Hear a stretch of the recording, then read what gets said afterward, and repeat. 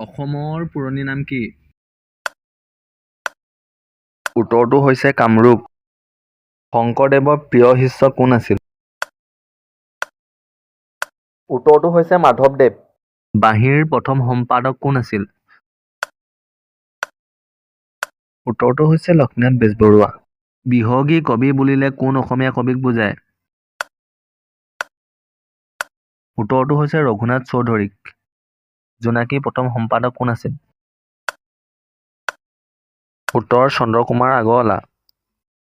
অসমৰ লোকসভা আসন কেইখন? উত্তৰ 14খন। প্ৰথম অসমীয়া চলচ্চিত্ৰ পৰিচালক কোন? উত্তৰটো হৈছে জ্যোতিপ্ৰসাদ আগৰৱালা। আহোমসকলে অসমলৈ কেতিয়া আহিছিল? উত্তৰটো হৈছে 1228। অসমৰ প্ৰথম অসমীয়া দৈনিক বাতৰি কাকতখনৰ নাম কি? উত্তৰটো হৈছে দৈনিক বাতৰি। দৈনিক বাতৰি সম্পাদক আছিল নীলমণি ফুকন। প্ৰথম অসমীয়া চলচ্চিত্ৰ কি? প্ৰথম অসমীয়া চলচ্চিত্ৰ হ'ল জয়মতী। 1935 চনত মুক্তি লাভ কৰিছিল। অসমৰ মানচেষ্টাৰ বুলি কোনখন ঠাইক কোৱা হয়? উত্তৰটো হৈছে শুৱালকুছি। অসমলৈ মানসকলক কোনে আনিছিল?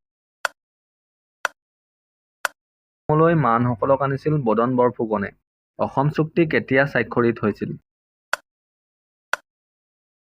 অসম চুক্তি স্বাক্ষৰিত হৈছিল 1958 চনৰ 15 আগষ্টত। প্ৰথম অসমীয়া ৰাষ্ট্ৰপতি কোন আছিল? উত্তৰটো হৈছে প্ৰথম অসমীয়া ৰাষ্ট্ৰপতি আছিল ফখৰুদ্দিন আলি আহমেদ। শৰাইঘাটৰ ৰণ কাৰ দিনত হৈছিল?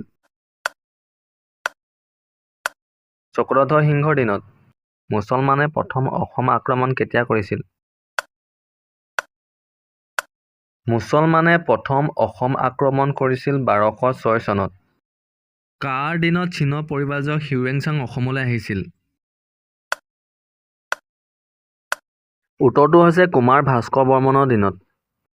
অসম সাহিত্য সভাৰ প্ৰথম সভাপতিৰ নাম কি? উত্তৰটো পদ্মনাথ গোহাঁই বৰুৱা। অসমৰ উপন্যাস সম্ৰাট কোন? উত্তৰটো হ'ল ৰজনীকান্ত বৰদলৈ। মুছলমানৰ শেষ আক্ৰমণ কাৰ দিনত হৈছিল? উত্তৰটো হৈছে গদাধৰ সিংহৰ দিনত হৈছিল।